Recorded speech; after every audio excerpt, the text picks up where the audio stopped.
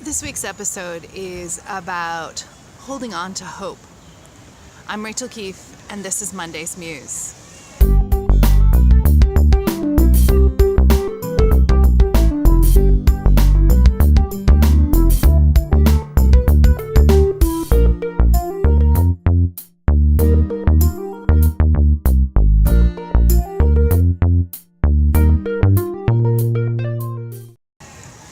I am shooting at the Wild Goose Festival in Hot Springs, North Carolina, and as is often the case when I am traveling, it's just me and my selfie cam, so please excuse the difference in quality of video and sound. The Wild Goose Festival is an amazing opportunity for progressive Christians to connect with a wide variety of other folks and to hear the voices of reason in an unreasonable time. I came here to do my presentation with some hopes of maybe I'd see some old friends, make new friends, have a good time camping, but I never expected to have renewed hope for the future of the church. I have been blessed to hear words from Tony Campolo, Brian McLaren, Ruby Sales, John Pavlovich, Jackie Lewis, and so many others that tell their stories about dismantling the empire, bringing healing where there's brokenness, expanding the table of God to include those who have never found welcome before, and to encourage us to respond to hatred with love.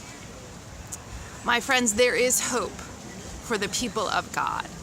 Not only because the people of God have lived under the reign of Pharaoh and Herod before, and we have come out triumphant, but because, as John Pavlovich said just this morning, there are damn givers who will right the world again.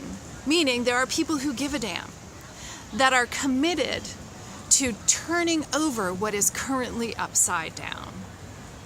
That's a word of encouragement.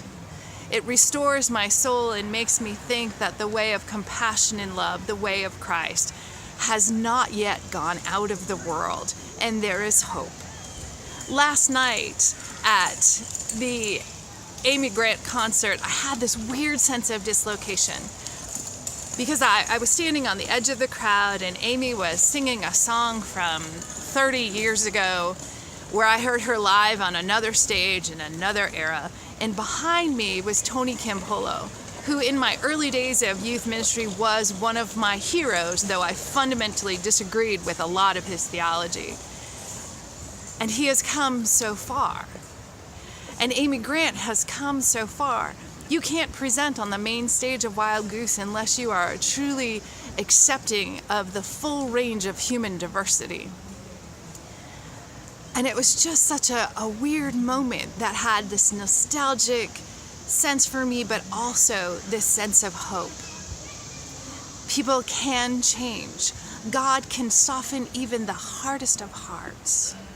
And for those of us who feel empathy, who are compassionate, we must be the hope that the world needs. And when we can't find it in ourselves, we seek it out in others who are doing good work, who are truly trying to turn right side up, which is that which is currently upside down in our society. If you ever have opportunity to come to Wild Goose, take it. It's more than just camping. It's more than just being with like-minded people, because my friends, not everyone here, these 3,000 folks that are wrapping up behind me, we don't all think alike. But what we are committed to is a future for the church that is built on compassion, love, acceptance, and radical hospitality. The movement to follow Jesus in new ways that are ancient is alive and well.